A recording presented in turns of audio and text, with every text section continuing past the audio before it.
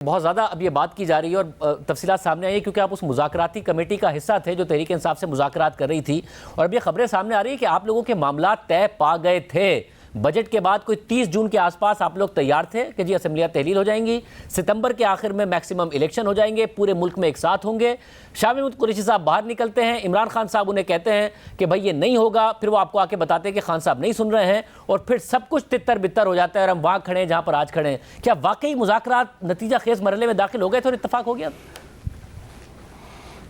जी, क्योंकि ये चीज़ें कुछ चीज़ें ऐसी थी जो हमने बिल्कुल ओपन लिख के सुप्रीम कोर्ट में रिप्लाई के साथ फ़ाइल की थी, तो इसलिए मैं समझता हूँ कि नेक नीति से जो प्लीडिंग्स दी जाएं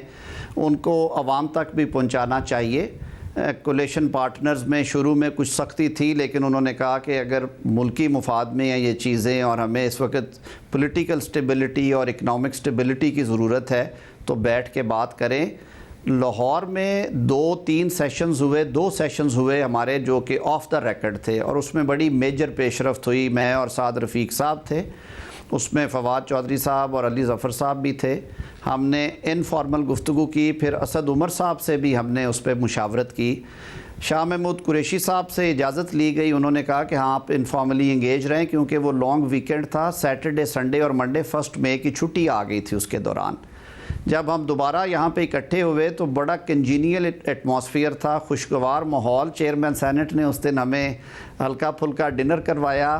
और वो क्योंकि इसमें होस्ट करते थे इन नेगोशिएशंस को, लेकिन वो उठ के चले जाते थे जब नेगोशिएशन शुरू होती थी। कमो बेश जो बात आपने कही उस पर यह तय हो गया था कि 30 सितंबर या 1 अक्टूबर 2 दिन हैं, एक दिन सैटरडे एक दिन संडे है, वो इलेक्शन डेट रख ली जाए। इधर से इंसिस्टेंस थी 30 जून की, हमने कहा इसे थोड़ा सा आगे कर लें, ट्रेड पॉलिसी आ जाए, उस पर भी लचक आ गई थी और ये कहीं मिड जुलाई में चला जाना था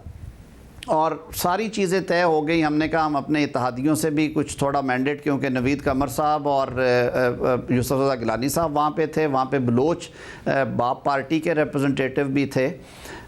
ये सारा सामने रखते हुए हमने कहा कि वो 2 असम्बलीज़ और नेशनल असम्बली डिज़ोल्व हो जाएगी और हम इकट्ठा इलेक्शन करवाएंगे 30 और 1 के दरमियान, 2 दिनों में से एक दिन पे। फिर फ़ोन करने के बाद जब वापस आए तो वो परेशान थे, उन्होंने कहा कि वाकई तजवीज़ तो अच्छी थी लेकिन जो पार्टी चेयरमैन हैं वो कहते हैं कि आप फिल फॉर अगर तहलील करेंगे तो वो बात ये मानेंगे, अदरवाइज़ नहीं। तो हमने कहा भाई हम 4-6 दिन से बैठ के ये सारी डेट्स क्यों तय कर रहे थे, अगर ये मामला जो है ये इसी बात पे मुंतविज होना था। तो उनकी शुरू में तो अशीर बात थी और उन्होंने ज़ाहिर है अलाउ किया अपने लोगों को, तो वो निगोसिएशंस में बैठे, उनको पूरा इख्तियार और अथॉरिटी भी दी गई कि आप ये इस मैंडेट में रहते हुए बात कर सकते हैं और इकट्ठे इलेक्शन सारों के भले में थे। पाकिस्तान तहरीक इंसाफ के अपने जो MPAs और MNAs दोनों परेशान थे कि ये अलग अलग इलेक्शंस कैसे होंगे, लेकिन अनफॉर्चुनेटली जो एंड था वो अच्छा नहीं हुआ। आपको याद होगा कि इसी वजह से हमने भी और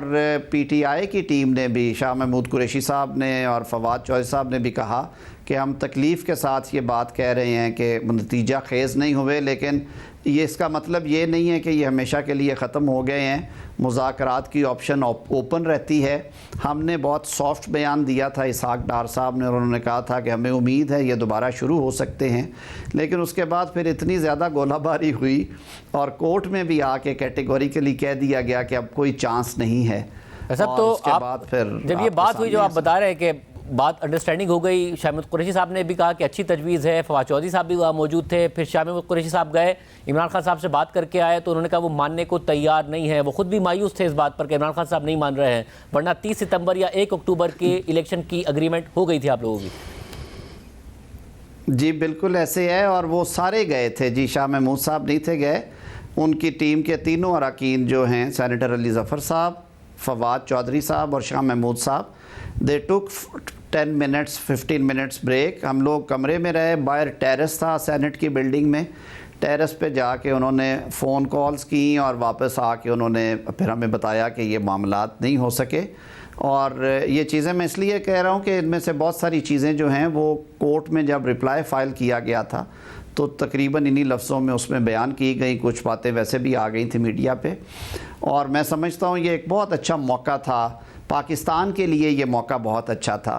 कि इस मुल्क को दोबारा एक ऐसा माहौल मिल रहा था जिसमें सियासी मैं कहूँगा कंसेंसस आ रहा था और उसकी वजह से हालात शायद बहुत मुस्बत समत में चल पड़ते, लेकिन चेयरमैन साहब का मेरे ख़्याल में अपनी असेसमेंट थी और कई डिसीजंस होते हैं। हालांकि उन्होंने ख़ुद माजी में ऐसे फ़ैसले किए जिनकी वजह से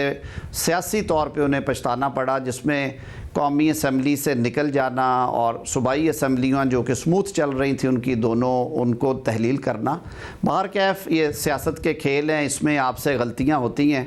और वो गलतियाँ आपको बहुत महंगी भी पड़ती हैं।